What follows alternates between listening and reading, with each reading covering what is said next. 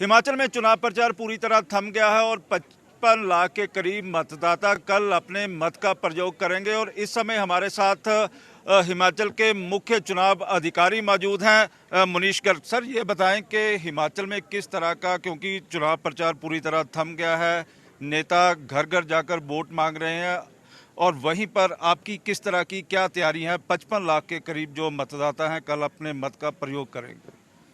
हाँ बिल्कुल, कल जो हिमाचल में 12 नवंबर को चुनाव होने हैं विधानसभा के लिए, उसकी सभी प्रकार की तैयारियां पूर्ण कर ली गई हैं और पोलिंग पार्टीज़ भी अपने अपने स्थान पर पहुंच रही हैं। लगभग 95% पोलिंग पार्टीज़ पहुंच भी गई हैं और जो नज़दीक के एरियाज़ हैं उसमें अभी जा रही हैं पोलिंग पार्टीज़, और सभी प्रकार की तैयारियां पूरी करी गई हैं। तो सर, कितनी पोलिंग पार्टियां आपने भेजी हैं? क्योंकि जो हिमाचल है, हिमाचल 3 स्टेटों के साथ लगता है, पंजाब के साथ लगता है, इसी तरह जे.एंड.के साथ लगता है, हरियाणा के साथ लगता है। हाँ, हमारी 7,884 पोलिंग स्टेशन हैं और उतनी ही पोलिंग पार्टीज़ भेजी गई हैं।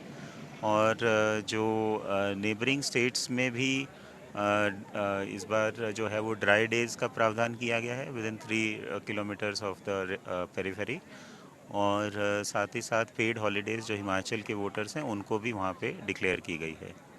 तो जो शॉप्स हैं, हिमाचल की शॉप्स हैं, ढाबे हैं, जहाँ कोई भी कारोबार है, वो पूर्ण बंद रहेगा, जब कुछ खुलने की इजाज़त दी गई? नहीं, खुल सकते हैं, ऐसा कोई बंद करने की वो नहीं है डायरेक्शन, लेकिन उनके जो एम्प्लॉयज़ हैं उनको एक पेड हॉलीडे का प्रावधान वो किया गया है। लेकिन ये भी कहा जा रहा है कि जो एम्प्लॉयज़ हैं उनको जो एम्प्लॉयर है छुट्टी नहीं दे रहे हैं, और उसी के चलते उनको अपने काम पे जाना पड़ रहा है। नहीं, जो ये प्रावधान किया गया है इसमें एक तो हिमाचल सरकार की तरफ से किया गया है, दूसरा जो department of labour and employment है हिमाचल प्रदेश का उसने भी किया है, साथ ही साथ ईपीएफओ ऑर्गेनाइजेशन जो ministry of labour and employment Bharat सरकार है उन्होंने भी इसको नोटिफाई किया है। तो ये अनिवार्य है कि जो वोटर्स हैं उनको वोटिंग के लिए जाने दिया जाए। लाहौल स्पीति, चंबा, पांगी और किन्नौर में भारी बर्फबारी भी हो गई है, तो वहाँ के जो मतदाता हैं किस तरह से अपनी वोट कास्ट करेंगे? डेफिनेटली जो लाहौल स्पीति या ट्राइबल एरियाज़ जो दूसरे ऊपर के क्षेत्र हैं उसमें मतदाताओं में बहुत ज़्यादा एंथुजियाज़्म है और हमारी पोलिंग पार्टीज़ भी बड़ी हाई मोरल के साथ और बहुत एंथुजियाज़्म के साथ वहाँ पे कल गई हैं।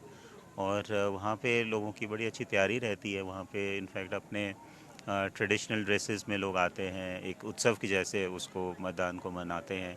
तो मुझे उम्मीद है कल भी ऐसा ही रहेगा बिल्कुल। तो सर, काउंटिंग स्टेशनों पे सुरक्षा व्यवस्था किस तरह की होगी? कल बूथ्स के ऊपर सुरक्षा व्यवस्था किस तरह की होगी? क्या रिजर्व बटालियनें बाहर से भी मंगाई गई हैं?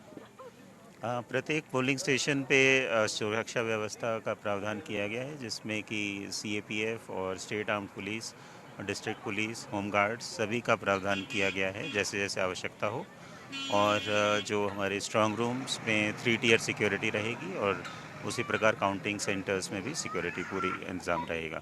यदि कोई घटना होती है कहीं पे भी, तो उसके लिए कोई कंट्रोल रूम स्थापित किया गया है स्टेट हेडक्वार्टर के ऊपर, के तुरंत आप उनसे बातचीत कर सकें?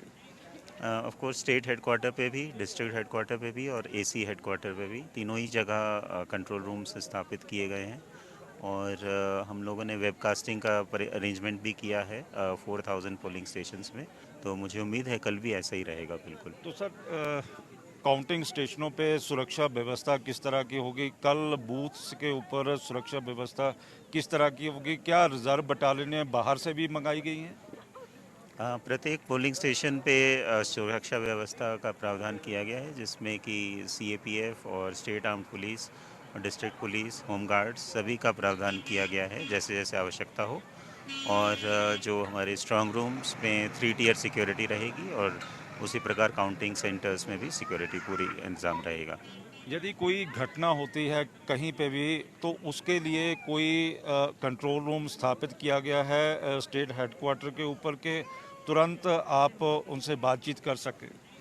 ऑफ कोर्स स्टेट हेडक्वार्टर पे भी, डिस्ट्रिक्ट हेडक्वार्टर पे भी और एसी हेडक्वार्टर पे भी, तीनों ही जगह कंट्रोल रूम्स स्थापित किए गए हैं। और हम लोगों ने वेबकास्टिंग का अरेंजमेंट भी किया है 4000 पोलिंग स्टेशंस में, और उसकी व्यूइंग की जो फैसिलिटी, व्यूइंग के लिए टीम्स हैं हर एक कॉन्स्टिट्यूंसी के लिए, जो निरंतर नज़र रखेंगी कि कोई समस्या ना आए। ये थे मुनीश गर्ग जो बता रहे थे कि किस तरह की सुरक्षा व्यवस्था है और किस तरह की व्यवस्था चुनाव के लिए की गई है। कैमरामैन इंद्रजीत के साथ विशाल इंग्लिश, न्यूज़ 24 शिमला।